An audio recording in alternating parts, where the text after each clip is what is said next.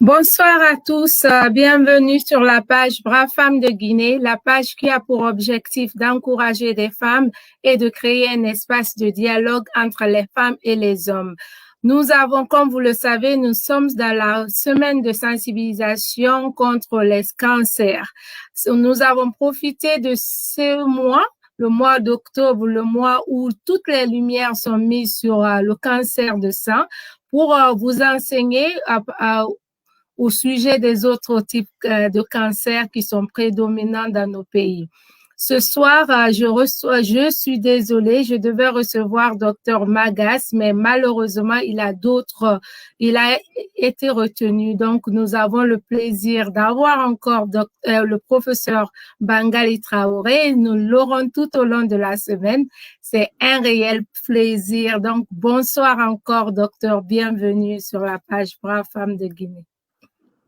Et bonsoir. Bonsoir à tous et toutes.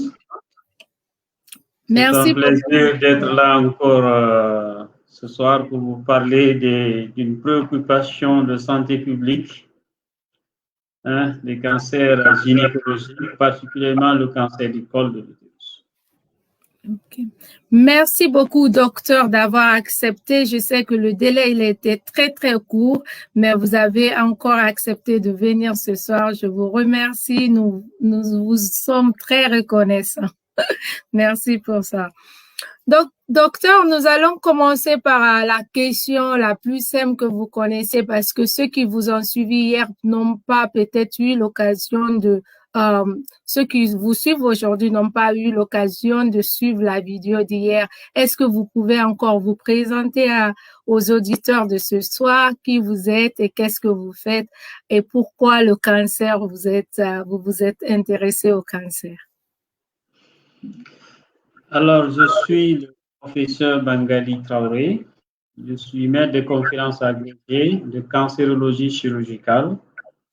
Je suis le chef du service de cancérologie à l'hôpital national d'Onka, responsable du module d'oncologie enseigné à l'université Gamal Abdel Nasser de Conakry. Je suis également chargé du suivi et évaluation de l'unité cancer dans le programme maladies non transmissibles. Et en même temps, membre de l'Association guinéenne pour la lutte contre le cancer et directeur de la polyclinique Médissar, centre de cancérologie, basé à Kaporo, dans la commune de Ratoma. Merci beaucoup, professeur. Je vais retenir ce mot-là. Je vais finir par retenir, professeur Bangali, votre profession. Professeur, nous allons rentrer dans le vif du sujet directement. Quels sont les différents types de cancers gynécologiques qui sont prédominants en Guinée? Donc, par cancer gynécologique, il faut entendre parler des tumeurs malignes qui sont développées aux dépens des organes gynécologiques. Donc, ces organes gynécologiques, c'est l'utérus, le col de l'utérus, l'ovaire, les trompes, le vagin, la vulve. Donc, ce sont des cancers qui sont développés aux dépens de ces organes. C'est vrai, le sein aussi fait partie, mais on met de côté le sein pour parler uniquement des cancers gynécologiques, donc les organes génitaux externes et les organes génitaux internes. Maintenant, en Guinée, professeur, selon votre expérience, quels sont le type de cancer gynécologique que vous voyez plus souvent dans votre service? La préoccupation de santé publique dans les pays en développement, dont la Guinée, c'est surtout le cancer du col de l'utérus. C'est le premier cancer par rapport à tous les autres cancers, chez l'homme et chez la femme. Et ce cancer représente à peu près 45 pour 100 000 habitants. On estime ou on évalue à près de 1850 cas annuels avec un peu plus de 1500 décès. C'est le cancer le plus fréquent. Alors, après ce cancer, il y a le cancer du sein. Et maintenant, pour les autres cancers gynécologiques, nous avons les cancers de l'ovaire, qui est aussi très fréquent et qui est très sous-estimé parce que ce sont des cancers d'évolution rapide et la majorité n'arrive pas chez nous. Donc, ces cancers-là ne sont presque pas notifiés. Il y a une sous-notification. Il y a aussi les cancers de l'endomètre, c'est-à-dire c'est la partie haute de l'utérus, et aussi les cancers comme celui du vagin, les cancers de la vulve, aussi sont des cancers qui existent avec une proportion un peu plus faible. Maintenant, professeur, quelle est la tranche d'âge des personnes les plus promptes à être détectées avec les cancers gynécologiques en Guinée, par exemple? Alors, en fait, les cancers gynécologiques, notamment le col de l'utérus, de l'ovaire et de l'utérus, sont des cancers à potentiel épidémiologique différent. Alors, le cancer du col de l'utérus apparaît surtout chez nous, chez des personnes qui sont sexuellement actives. L'âge moyen est plus jeune. C'est souvent des femmes âgées autour de la 35e année. Donc, il y a des cas qu'on voit un peu plus jeunes que ça, mais la moyenne d'âge, c'est autour de 35 ans. Contrairement au cancer de l'ovaire et de l'utérus, ces cancers sont vus à un âge un peu plus avancé. L'âge moyen des cancers de l'utérus et de l'ovaire tourne autour de 55 ans, voire 60 ans. Alors, on a fait une étude récemment qui a été publiée et l'âge moyen des cancers de l'ovaire, par exemple, est autour de 65 ans. Donc, ça, c'est un âge un peu plus avancé.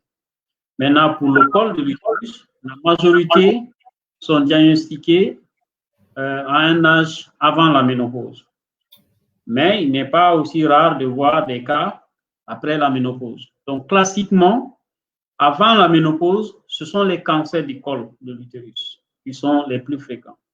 Maintenant, les autres cancers sont vus à un âge un peu plus avancé. OK. Professeur, y a-t-il des raisons spécifiques pour lesquelles le cancer du col de l'utérus sera dans une population un peu plus jeune? Est-ce que vous avez pu trouver des raisons par rapport à cela quand vous avez fait votre étude? Alors, les raisons fondamentales, sont les facteurs de prédisposition qui multiplient, qui augmentent le risque de cancer du col de l'utérus. Le premier facteur et le principal, c'est l'exposition au virus du papillome humain, qui est un virus sexuellement transmissible. Il existe plusieurs sérotypes et il y a des sérotypes qui sont hautement oncogènes, c'est-à-dire qui ont un pouvoir de transformation cancéreuse des cellules une fois qu'il y a infection, et il y en a qui sont faiblement oncogènes. Donc, il y a ces virus-là.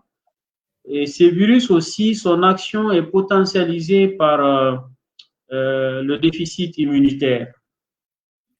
Alors, l'immunité peut être altérée soit par une alimentation qui est pauvre en fruits et légumes, on revient encore avec les fruits et légumes, et également, ça peut être altéré par l'immunodépression, c'est-à-dire l'infection par le VIH. Il n'est pas dit que toutes les femmes qui ont le cancer du col sont infectées par le VIH, mais ce sont des cancers classiquement qui sont classants SIDA lorsque une femme infectée par le VIH est atteinte de cancer du col de l'utérus. Il y a aussi la consommation de tabac qui a une particularité chez la femme parce que la nicotine qui est contenue dans le tabac va passer dans le sang et avoir une accumulation au niveau du col de l'utérus pour fragiliser la muqueuse et puis favoriser l'action du virus. Donc, c'est une action conjuguée des différents facteurs et qui va entraîner l'apparition du cancer du col de l'utérus. Et donc, pour l'infection par les virus du papillome humain, si on considère l'âge au premier rapport sexuel, si c'est un rapport qui est contaminant, donc l'âge moyen au premier rapport sexuel chez nous se situe autour de 17 ans. Okay. Alors, si une femme entretient des rapports contaminants à un âge un peu plus jeune, dire que il y aura le cancer à un âge un peu plus jeune, c'est-à-dire à partir de 20-25 ans. Donc, en moyenne, on conseille la détection à partir de 20-25 ans. Donc, l'âge jeune s'explique par justement la prédominance de ces facteurs-là.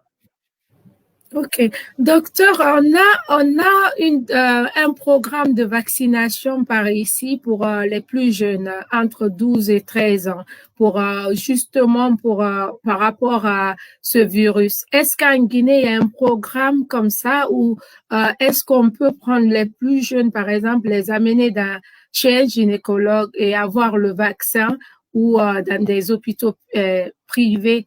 Y a-t-il possibilité pour cela? Pour l'instant, nous n'avons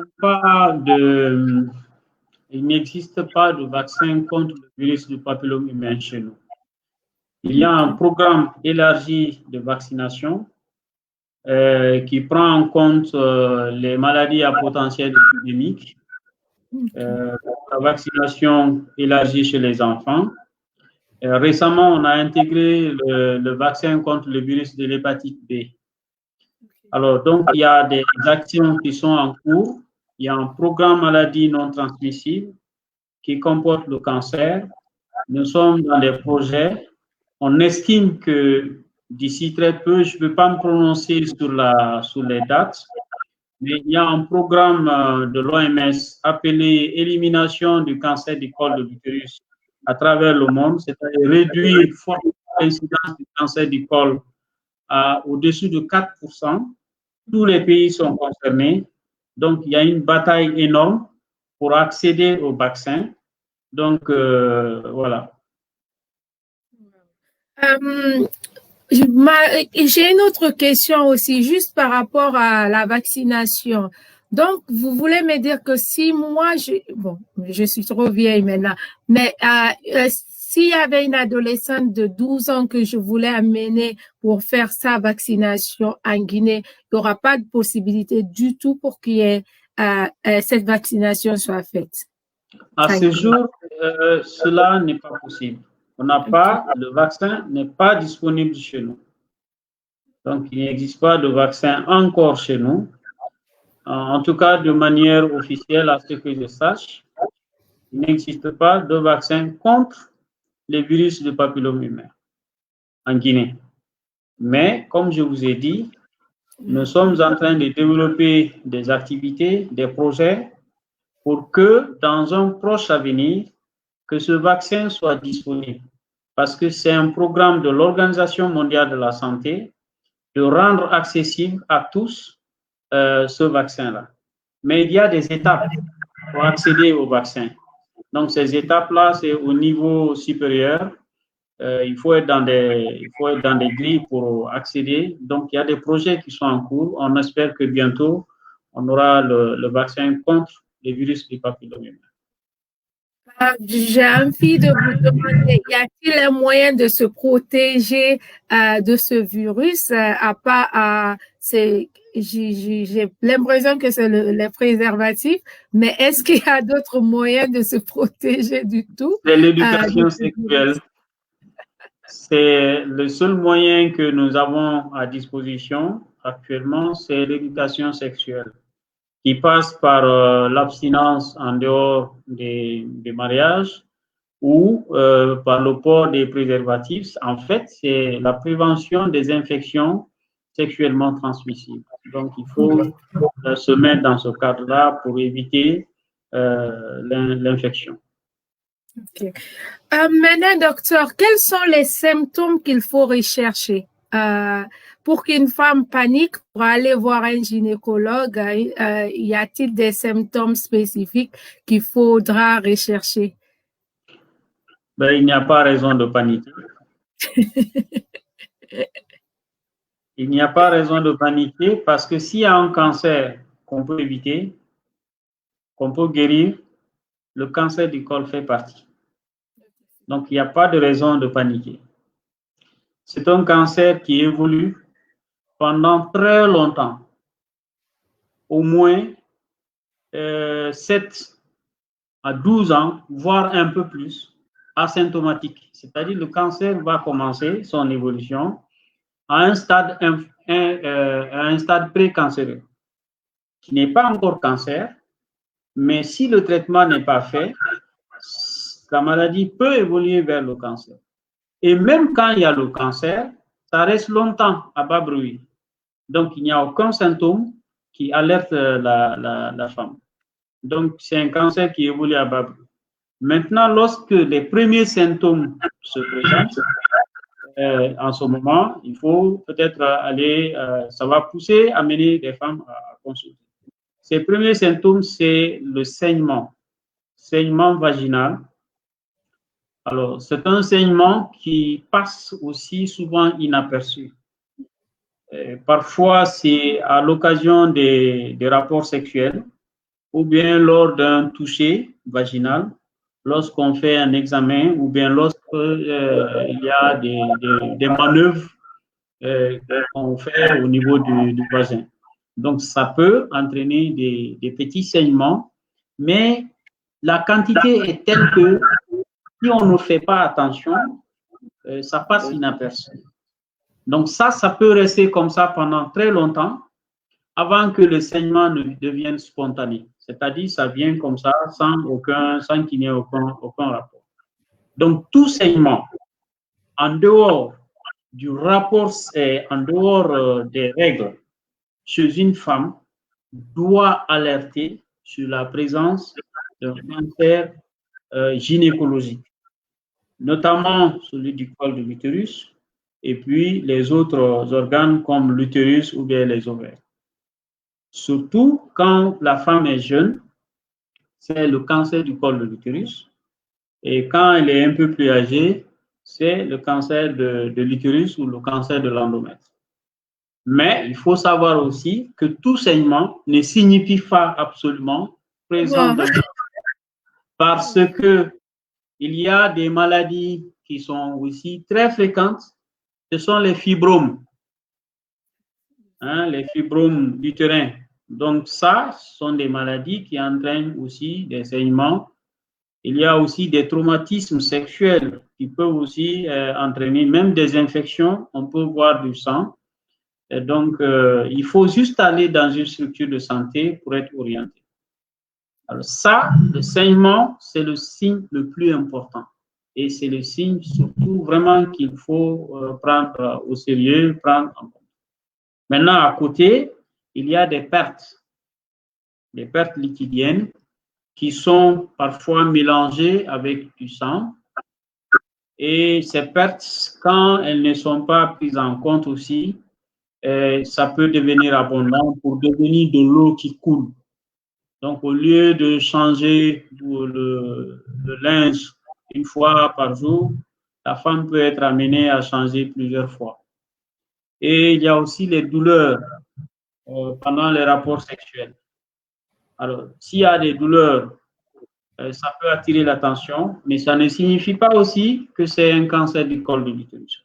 Parce que s'il y a une sécheresse vaginale, sexuelle, s'il y a un rétrécissement du vagin et qu'il y a un rapport forcé, ça peut aussi provoquer des douleurs et même des traumatismes. Donc, ce sont les signes les plus importants, surtout le saignement vaginal, maintenant accompagné des pertes et lorsqu'il y a des douleurs pendant les rapports sexuels. Les autres signes, ce n'est pas la peine d'en parler parce que qu'on le veuille ou non, les femmes vont venir nous consulter. Quand les douleurs vont commencer à apparaître, elles ne peuvent pas dormir, ce n'est pas la peine d'en parler. Oui. Docteur, quand je vous entendais, professeur, quand je vous entendais parler, je pensais aux femmes qui sont sur certaines contraceptions, mais qui saignent pendant tout au long, qui ont des saignements.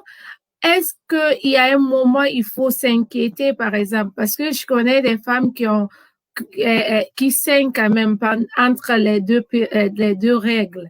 Donc, est-ce à quel moment il faut s'inquiéter? Est-ce que quand le saignement est abondant ou quand c'est régulier ou quand c'est fréquent?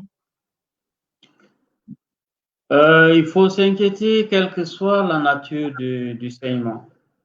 Alors, vous parlez de contraception. Une femme ne se lève pas un beau jour pour dire je vais me planifier comme ça, sans demander conseil à qui que ce soit. La planification demande un conseil. Ça demande aussi d'éliminer des contre-indications aux différentes méthodes de contraception. Et c'est pour ça que pour optimiser les différents programmes de lutte contre les maladies, on couple parfois la planification à la détection précoce des cancers, notamment le cancer du col de l'utérus. Donc souvent, ces activités-là sont développées. On couple la planification familiale avec la détection précoce, le dépistage des cancers du col de l'utérus. Donc, il est important, avant de faire la planification, de se faire dépister. Et ensuite, s'il y a des saignements, de ne pas s'alarmer, d'en parler au gynécologue ou à la sage-femme qui va placer tout simplement un spéculum pour voir l'origine du saignement. Il y a aussi d'autres examens qui peuvent permettre d'expliquer l'origine du saignement. C'est vrai que, bon, il y a des contraceptions qui sont accompagnées de saignements.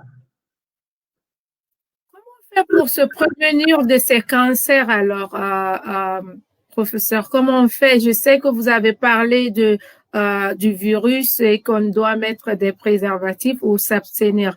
Maintenant, pour des gens qui font pas ces deux choses, c'est un peu compliqué. Mais comment on fait y a-t-il des méthodes qu'il faut faire, l'hygiène de vie?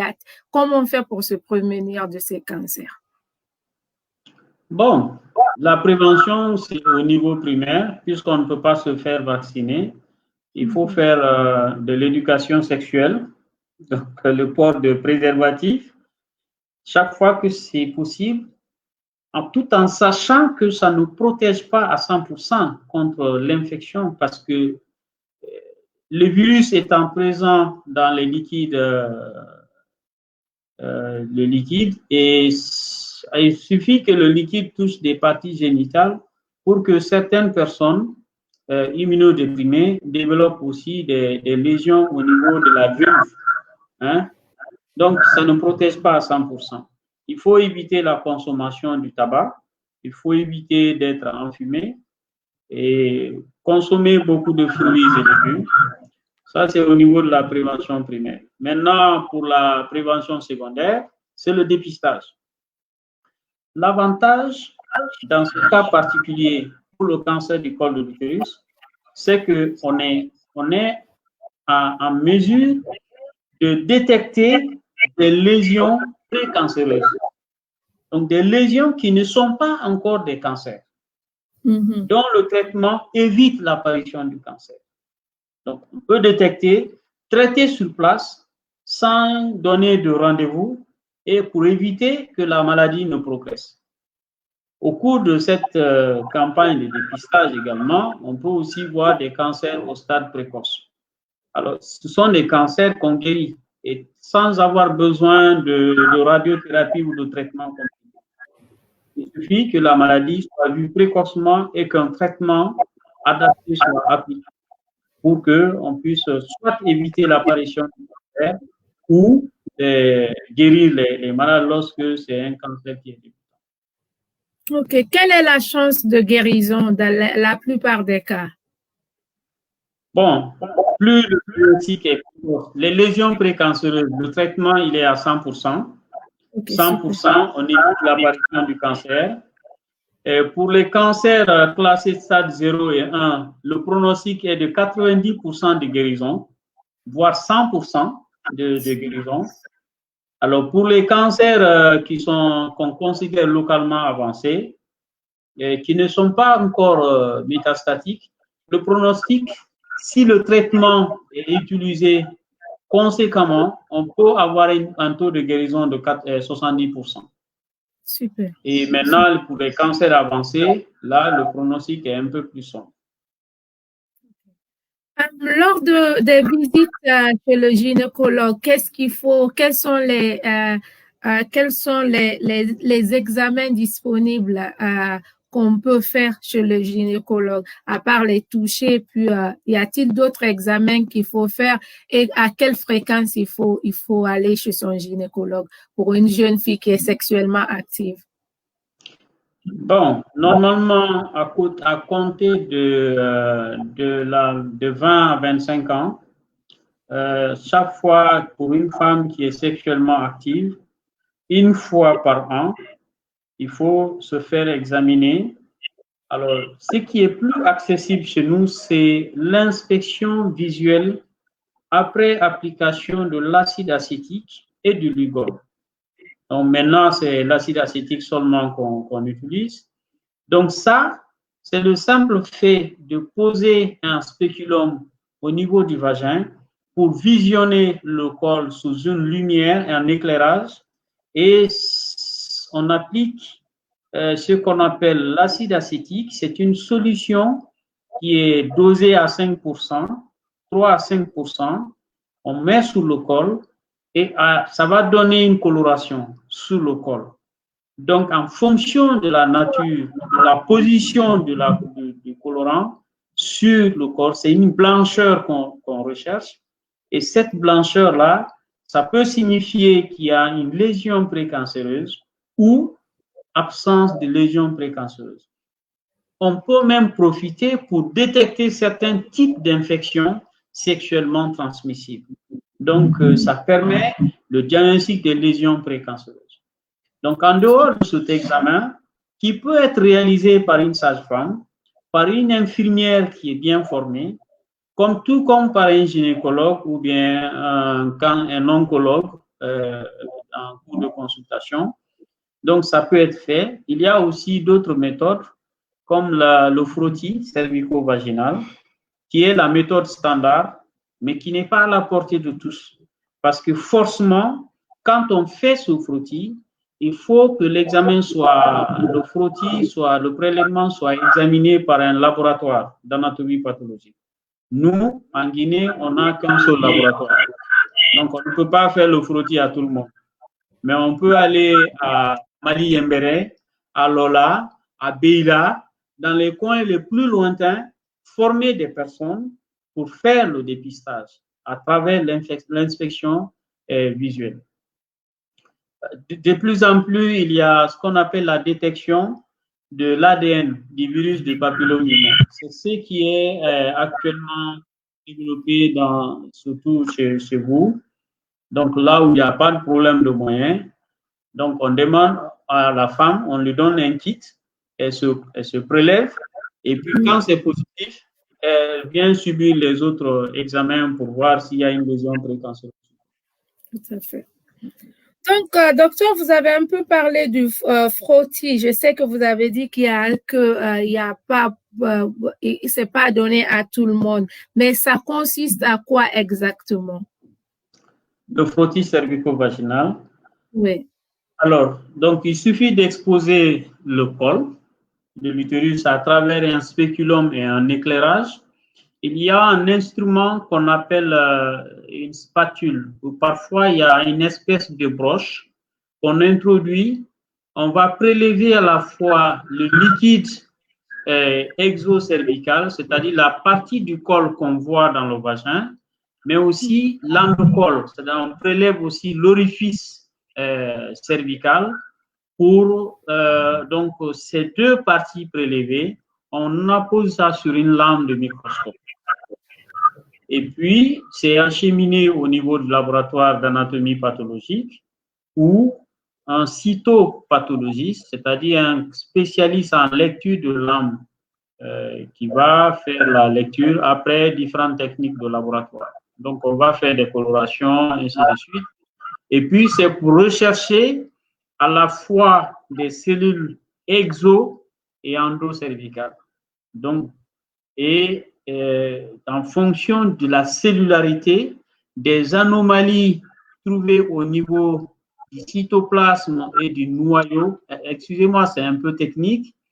Et donc, ça permet de voir, en fonction de la sévérité, des types d'anomalies, du pourcentage sur les lames. On va dire que c'est une lésion qui est précancéreuse, de bas grade ou de haut grade.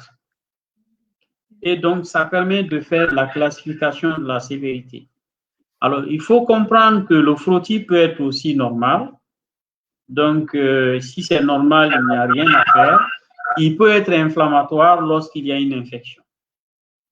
Et donc, s'il y a une infection, il faut attendre, traiter l'infection, identifier l'infection, traiter l'infection, et surtout, on va coupler avec le traitement du partenaire, et puis après, reprendre le frottis. Le frottis n'est utilisé que s'il y a macroscopiquement, c'est-à-dire à vue d'œil, on se dit que ce col est sain. Donc, on fait le frottis, on prélève les cellules cervicales.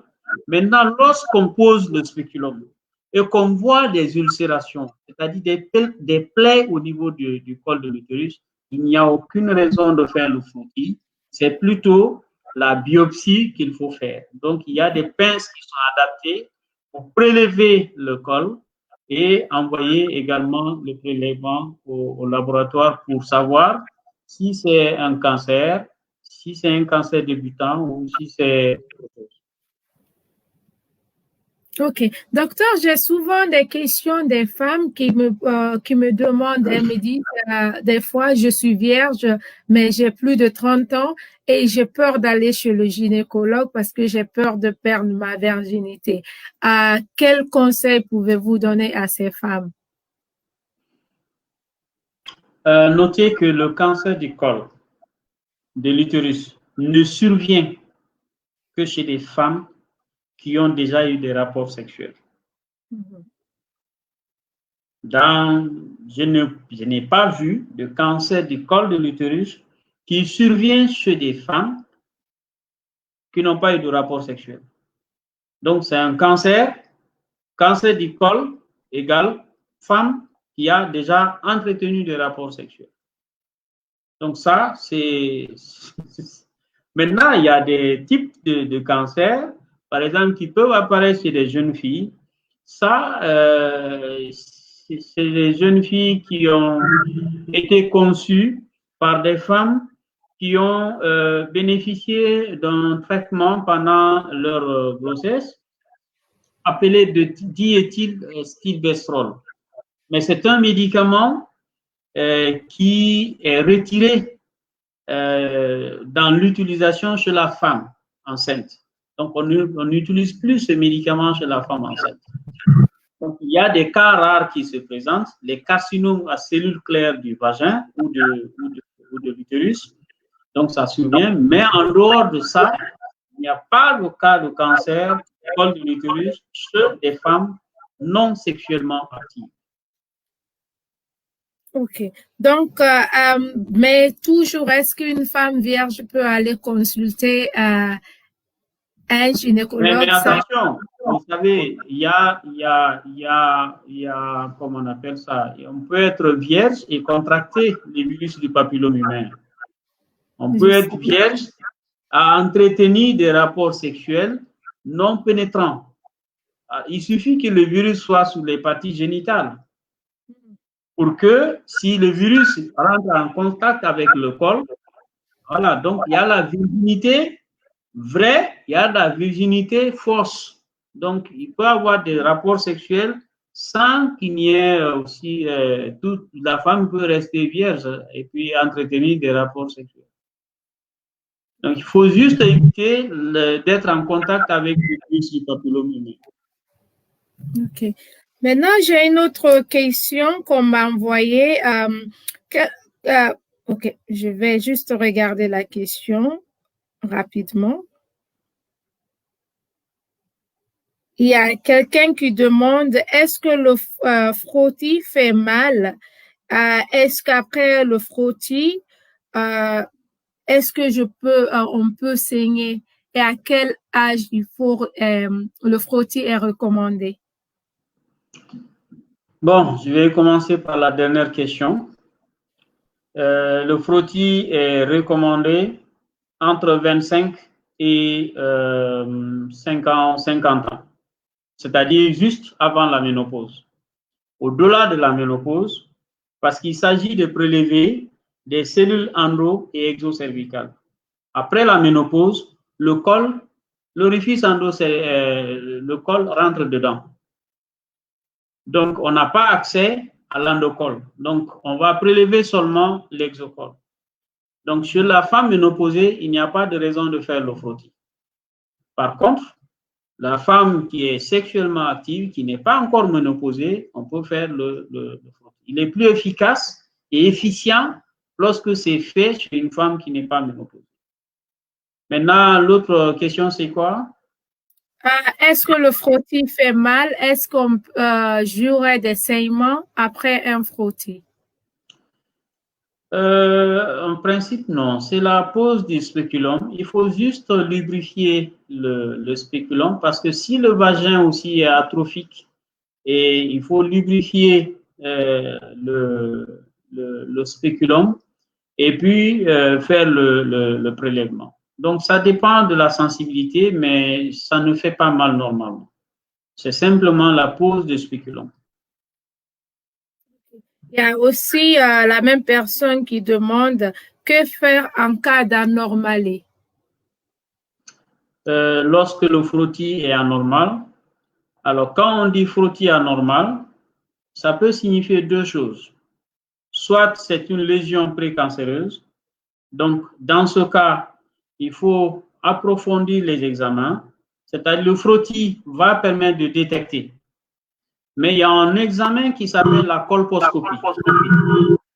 Alors, la colposcopie, c'est un examen, l'examen du col, c'est le même procédé, on met le spéculum, mais avec un appareil muni d'une caméra, donc qui permet de voir le corps un peu plus gros. Donc, quand on regarde, on peut cibler la lésion. Donc, on peut préciser la lésion sur la partie du col qui est atteinte. Donc, après la colposcopie, si on trouve qu'il y a une lésion précancéreuse, on fait ce qu'on appelle la biopsie. La biopsie, donc, on prélève la partie et on envoie au laboratoire d'anatomie pathologique. Ça permet de confirmer, l'analyse va permettre de confirmer le type de lésion précancéreuse qui est sous le corps. Maintenant, l'approche peut être différente lorsque on est dans une campagne de masse où il n'y a pas du tout de laboratoire d'anatomie pathologique, où il y a très peu de ressources.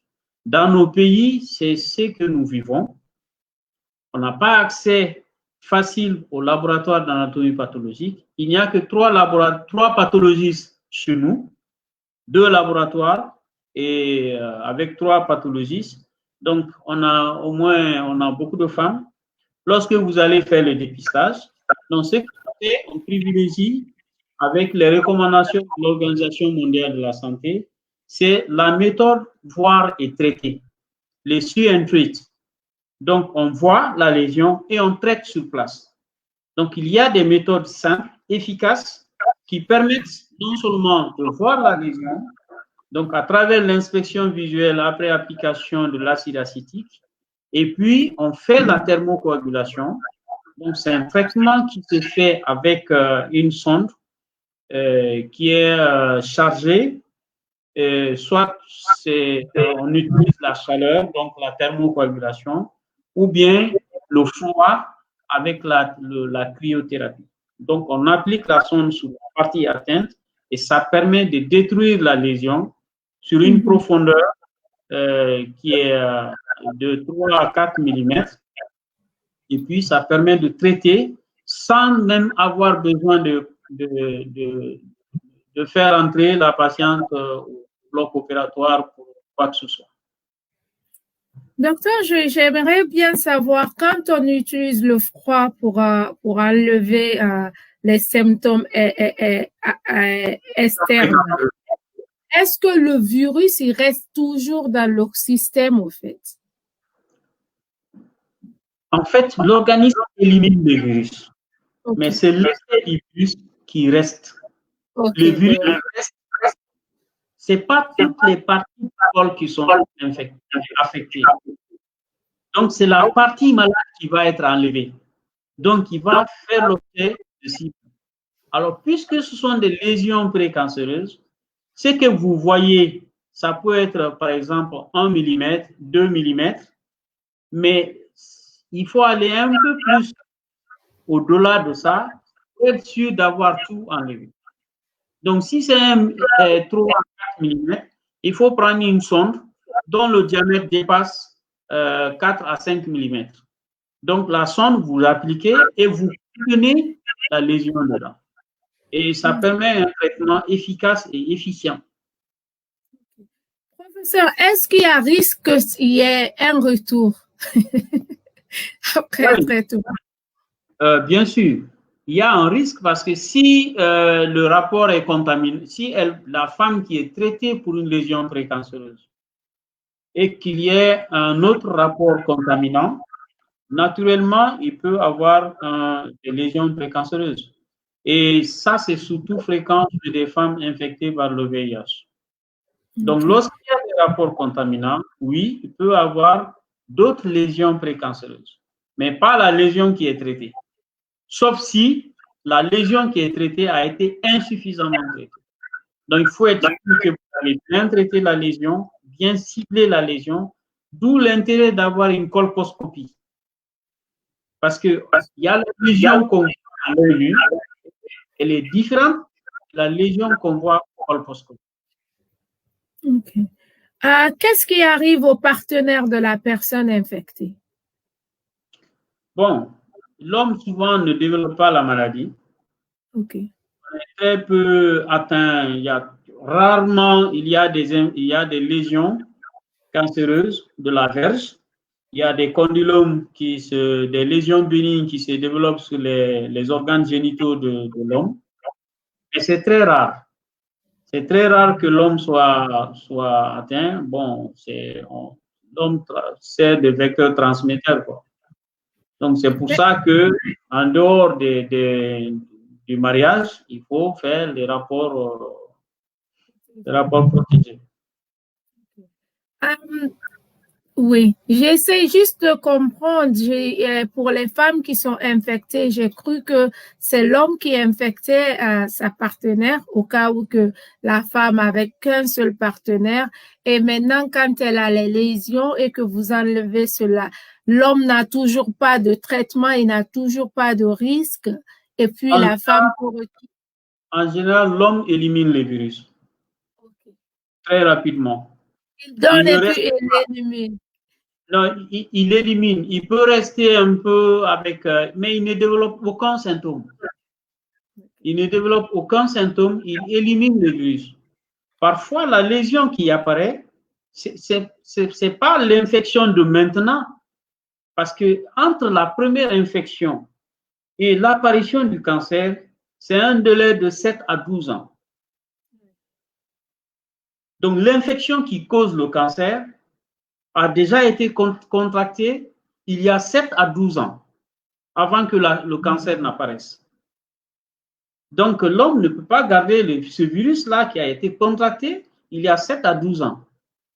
L'homme élimine ces virus-là. Donc, c'est un peu comme ça. Il faut juste détecter la lésion, traiter la lésion et puis prendre les précautions dans le futur pour éviter une nouvelle contamination. C'est pour ça que la vaccination est importante.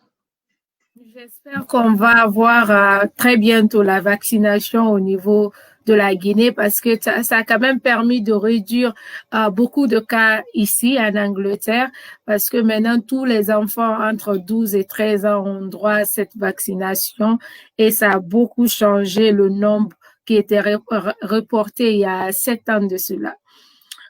Donc, professeur, je vais revenir à la même question. Je sais déjà que vous allez me dire les fruits et les légumes, l'alimentation. Est-ce qu'il y a des hygiènes de vie, par exemple, que les femmes ont? Parce que chez nous, des fois, les femmes font le nettoyage, elles mettent des objets à l'intérieur du vagin, elles essayent d'enlever les pertes avec leurs doigts, elles mettent des parfums. Est-ce que tout cela peut causer aussi, peut augmenter le risque d'avoir des infections qui vont par conséquent elles vont se retrouver avec des cancers plus tard? Ça, c'est une très belle observation et une très belle question. Notez que le vagin se nettoie tout seul. Le vagin se nettoie tout seul. Vous prenez l'exemple sur les menstruations. Quand les règles viennent, ça vient en petite quantité au début, paf, ça devient abondant, et puis après, quand ça finit, c'est fini, on ne voit plus rien. Alors, les femmes qui prennent des produits pour mettre dans le vagin, pour dire je vais nettoyer, en fait, c'est comme si vous prenez un gardien, vous le mettez à votre cour. Et puis, en venant chaque fois, vous venez avec un couteau, vous l'agressez. Vous venez, vous l'agressez avec les fusils et autres là. Le gardien, vous le transformez en ennemi contre vous. Le vagin contient des germes, des microbes qui vivent en symbiose, c'est-à-dire qui vivent dans le milieu, qui entretient l'acidité du vagin et qui protègent contre les infections. Donc, ces microbes-là sont là-bas comme des gardiens. Alors, lorsque on envoie des antiseptiques pour agresser ces microbes, on les transforme en germes pathogènes.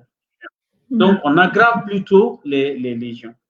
Et cela peut, lorsqu'il y a une lésion, c'est-à-dire des plaies au niveau du col de l'utérus, cela favorise la contamination justement par les infections sexuellement transmissibles, mais aussi les virus du papillome humain. Donc, ça fragilise plutôt l'organisme que de protéger. Donc, ça, c'est des gestes qu'il faut vraiment éviter. Il y a des pertes physiologiques aussi. On se met à traiter des pertes qui sont des pertes normales.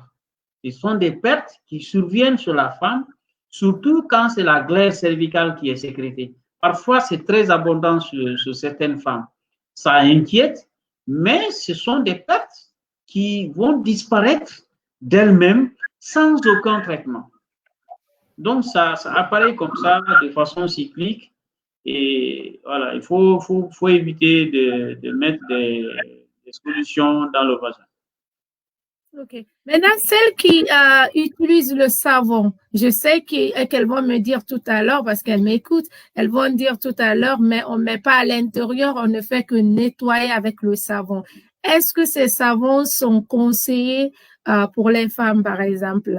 Est-ce que l'eau ne sera pas assez, à mon avis? Le nettoyage le plus simple, c'est de l'eau propre. Il faut juste nettoyer la vulve et laisser tranquille le vagin. L'eau propre suffit. Super, super. Au moins, ça vient pas de ma bouche pour une fois, ça vient de la bouche d'un professeur. L'eau est suffisante. Merci beaucoup, professeur. Maintenant, on va encore repartir aux mêmes questions que j'ai posées la dernière fois. À part l'alimentation, y a-t-il des gestes qu'il faut faire? Par exemple, vous avez parlé de changer je pense, de slip, par exemple, de dessous une fois. Est-ce qu'il y aura l'habillement, le type d'habillement qu'on a ou même le type de slip qu'on porte ou de dessous qu'on porte peuvent aussi causer des infections chez la femme? Bon, le type de slip, non, à moins que la femme qu'il y ait une allergie, parce qu'il y a des personnes qui développent des allergies avec certains types de tissus. Donc, il faut identifier ces tissus et puis éviter de les porter. Il y a aussi des femmes qui développent des mycoses. Ce sont des infections mycobactériennes à travers les plis de laine. Et donc, avec le frottement, ça fait très mal. Et souvent, ces infections-là peuvent aussi même atteindre le vagin. Donc, il faut traiter ces lésions-là Et puis éviter aussi le surpoids.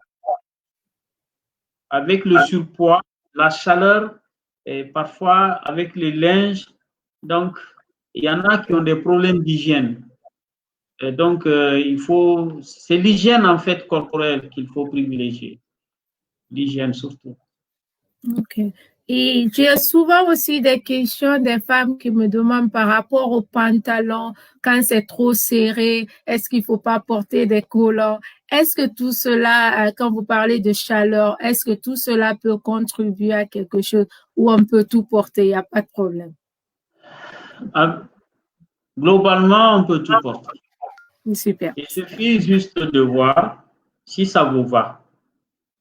Voilà. Mais quand c'est aussi trop serré, il ne faut pas aussi être trop serré. Et l'habillement n'a rien à voir avec la survenue de cancer des cols de l'utérus, ni les autres cancers gynécologiques. Okay. Il n'y a aucun rapport avec les habits. Et seulement, c'est l'hygiène. L'hygiène. Okay. Super.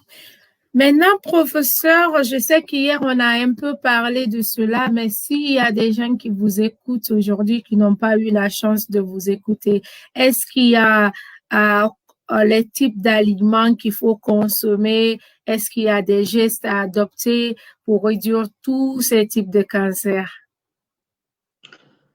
Les aliments à consommer, ce sont des fruits et légumes.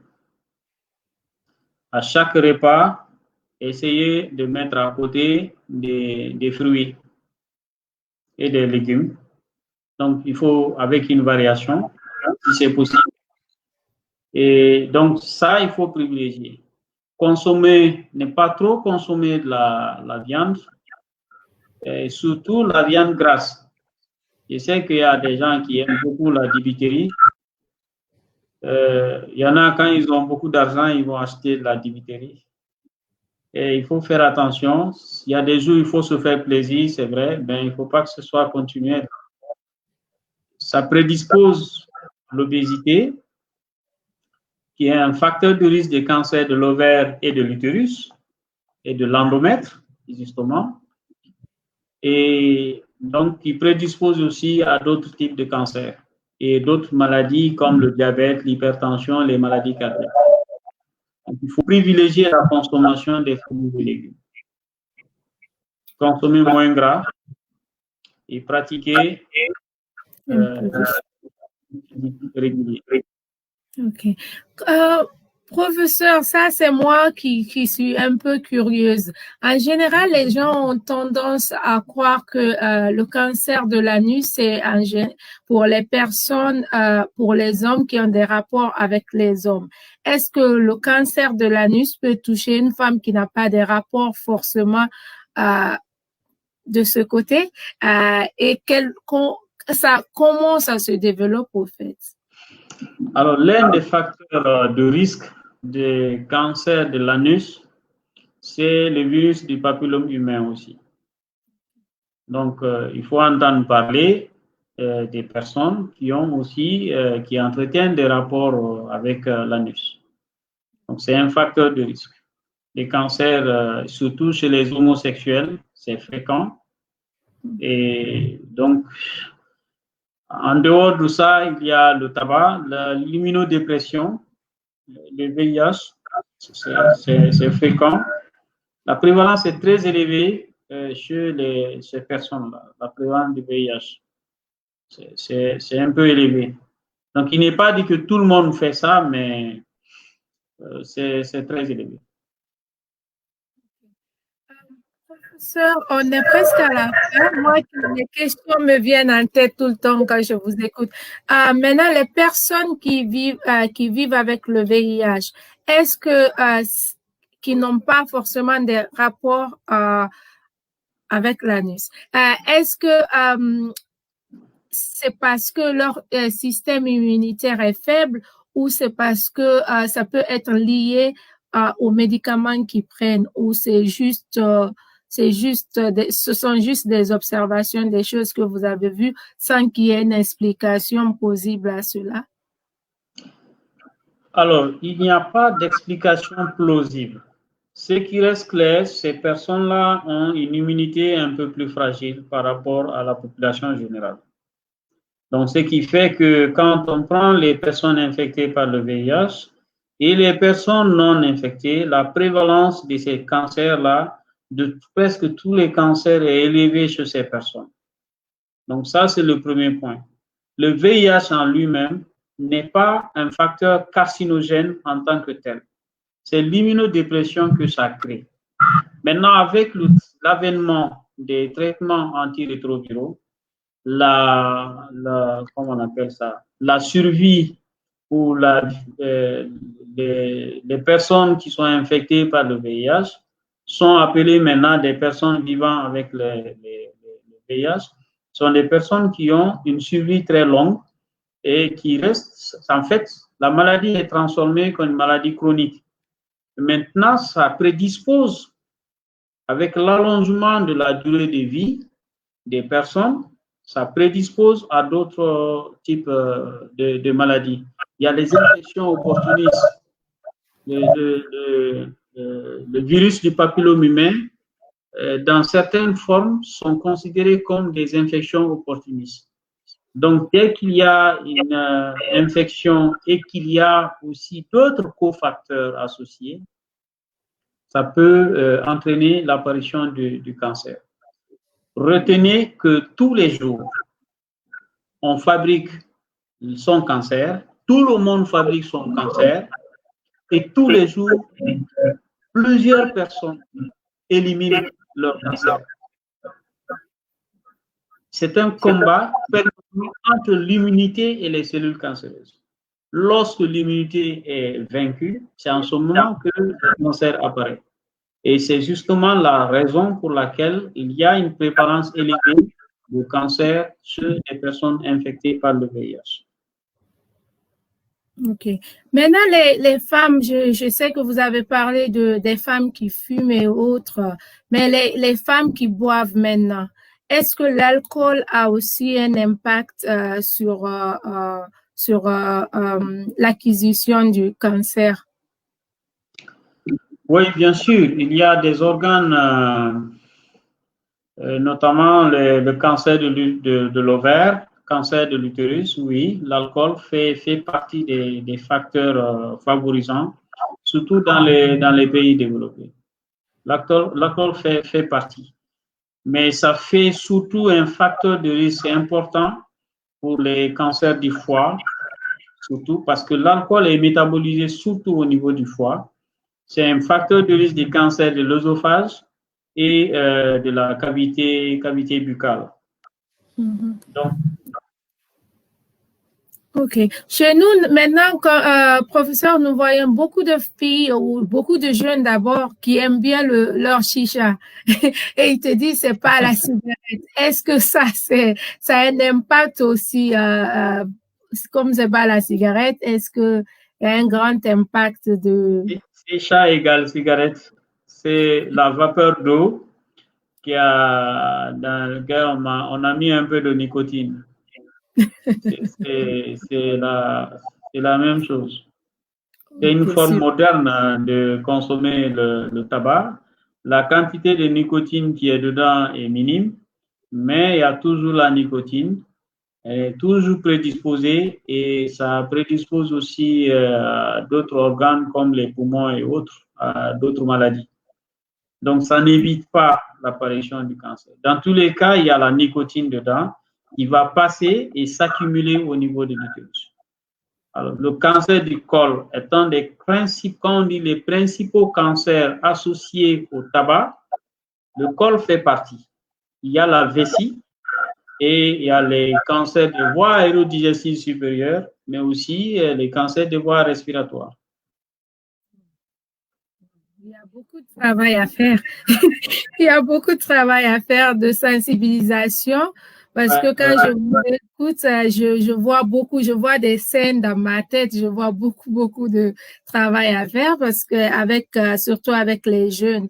Maintenant, je pense que c'est encore plus difficile que ce n'était avant. Quel conseil donnerez-vous aux femmes ou aux compagnons des femmes qui sont en train de lutter contre un de ces cancers et aussi les femmes qui ne vont pas souvent chez le gynécologue? Est-ce que chaque année, c'est pas un peu trop cher pour une femme? Parce que les traitements, par exemple, ne sont pas gratuits. La consultation chez un gynécologue n'est pas aussi gratuite et puis les gens n'ont pas assez d'argent pour aller. Donc, quels conseils pouvez-vous donner aux gens pour qu'on puisse au moins réduire le risque? Combien de fois il faut au moins minimum aller chez le gynécologue à part un an, qui peut être beaucoup pour les gens qui n'ont pas les moyens? Alors, le premier conseil, c'est d'abord pour les femmes qui sont atteintes de ces maladies-là. De ne pas se victimiser, c'est d'avoir confiance en soi et d'aller dans les structures de santé où on peut prendre en charge, c'est-à-dire pour être orienté là où on peut prendre en charge ces anomalies. Parce que le plus important, c'est d'abord le diagnostic, savoir ce qu'il y a à faire et après, on peut chercher les moyens pour traiter. Maintenant, pour les femmes qui ne sont pas atteintes, une femme, ne serait-ce qu'une fois dans sa vie, fait l'inspection visuelle ou le frottis ou la détection de virus du papillome humain, ne serait-ce qu'une seule fois dans sa vie, ça va permettre d'éviter des milliers et des milliers de cas de cancer du col de l'utérus. Une seule fois dans sa vie. Maintenant, on peut faire une fois, il ne se pose pas de problème de moyens, une fois par an, ça suffit. Nous, on organise chaque année, si ce n'est pas la pandémie COVID-19, on organise chaque année les campagnes de dépistage gratuites. Alors, si vous n'avez pas les moyens de venir vous faire dépister, payer les frais de consultation dans les hôpitaux, mais il y a au moins des campagnes de dépistage qu'il faut saisir comme occasion pour venir se faire dépister. Donc, parfois, on a du mal à mobiliser les personnes. Malgré les multiples campagnes qu'on fait, les spots publicitaires, bon, les gens, ils ne viennent pas.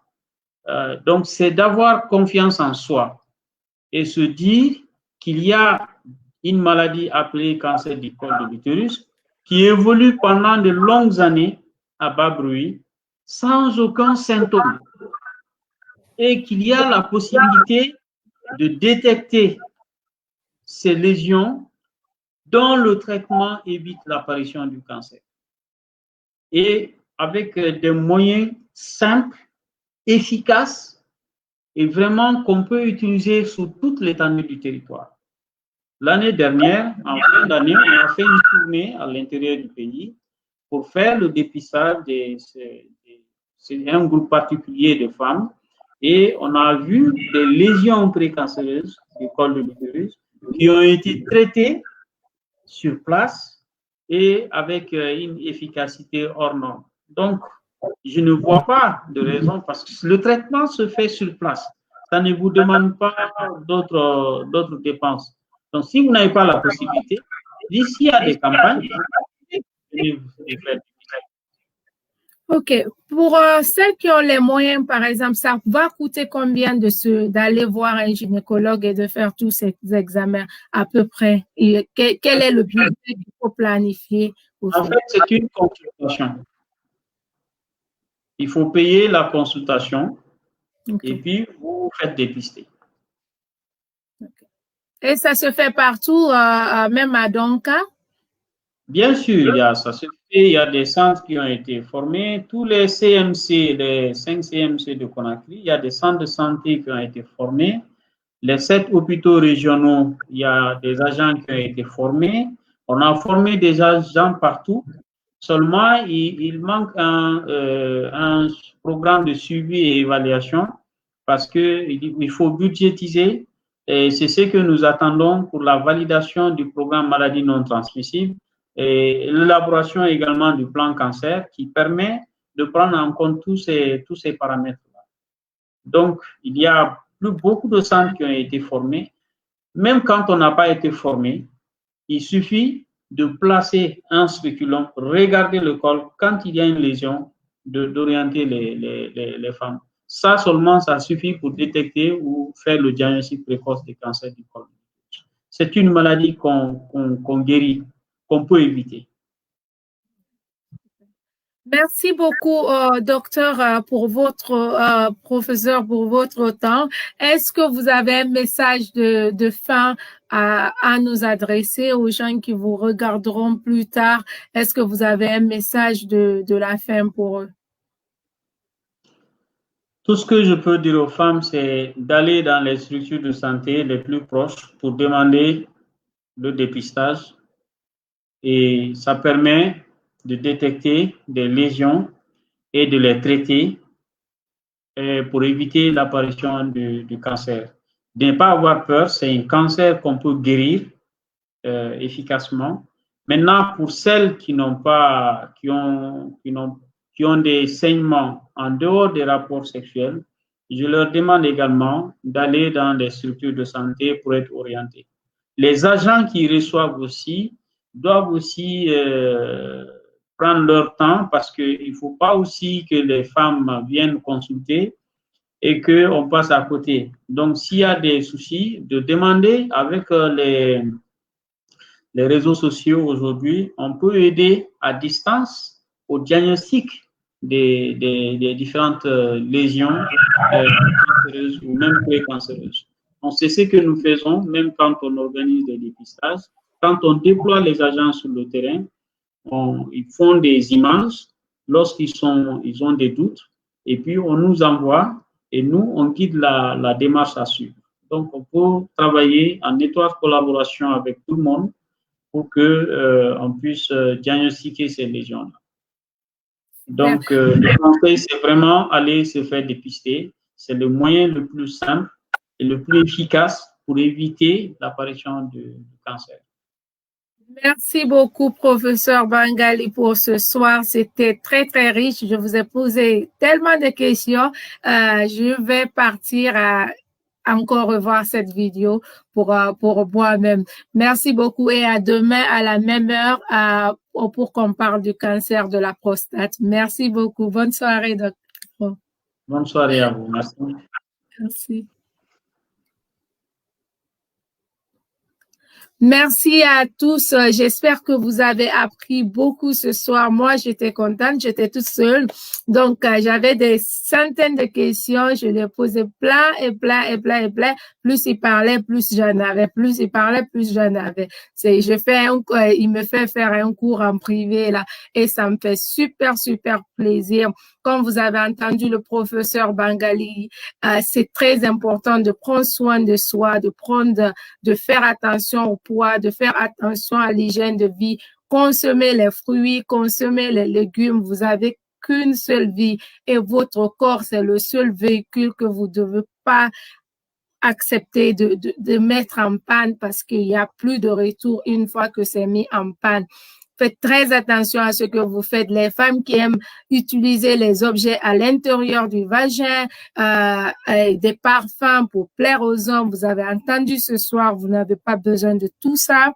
Si vous avez des problèmes d'odeur, allez-y consulter un gynécologue, il va vous guider. Peut-être que vous avez une infection, ils vont vous donner des traitements qu'il faut laisser le vagin tranquille parce que une fois que quelque chose est endommagé là-bas, il n'y a plus moyen de faire un retour. Bien que pour certains, comme il a dit, le cancer du col de l'utérus, il y a des traitements pour tous ces cancers qu'il a cités aujourd'hui, mais il faut diagnostiquer à temps très tôt. Donc, faites tout, économisez, n'achetez pas de mèches une fois dans l'année, mettez l'argent de côté, allez voir le gynécologue, que vous ayez un budget pour votre gynécologue, c'est très, très important. Votre santé n'a pas de prix, n'acceptez pas de tomber malade. Apprenez à vous protéger, apprenez à protéger vos sœurs à côté. J'espère que vous allez suivre cette vidéo et que vous allez revoir, que vous allez partager avec vos jeunes sœurs. Nous, on a la chance aujourd'hui d'avoir accès à ces professeurs qui peuvent venir ici parler, nous donner des conseils et puis des conseils qui sont adaptés à nos réalités, des vraies réalités, pas des YouTube ou des conseils dans des bouquins, mais des conseils qui sortent carrément des bouches des gens qui travaillent chez nous. Donc, nous devons profiter de cette chance, apprendre autant qu'on peut, parce qu'on est une génération qui a cette chance de pouvoir dialoguer, de pouvoir demander au médecin. Le médecin ne doit pas être celui qui connaît tout. On peut aussi chercher à comprendre, chercher à les poser des questions. Profitez de ce temps, profitez de cet instant pour vous former, pour comprendre, pour prendre ces informations, pour donner aux gens qui n'en ont pas, à vos voisines, qui peuvent pas, qui ne comprennent pas la langue française forcément, qui n'ont pas Internet, mais vous avez cette opportunité, vous entendez, au moins quand vous voyez quelqu'un à côté qui souffre, ou les jeunes filles dans le quartier elles sont là en train de discuter, vous pouvez les donner des conseils que vous avez appris ce soir. Donc, soyez une génération proactive, prenons soin de nous. Sérieusement, prenons soin de nous. C'est le seul message que moi j'ai ce soir. Et demain, nous allons aller un peu vers les hommes. On a trop parlé des femmes, cancer de sein, cancer gynécologique. Maintenant, on va s'occuper de nos messieurs. Demain, on va parler de cancer de la prostate. Ils vont aussi, j'espère qu'ils vont venir avec des questions. Moi, j'ai des tonnes de questions. En tout cas, je veux savoir, je veux m'informer, je veux passer le message à mes petits frères, à mes cousins, à mes oncles et tout le monde, mes grands-parents, tous ceux qui sont hommes dans ma famille, je vais les passer le message. Soyez là, écoutez pour vos maris, écoutez pour vos frères, écoutez pour vos oncles, écoutez pour toute la famille ou tous les voisins. Merci beaucoup, c'était un plaisir. On était avec professeur Bangali. Merci, à demain.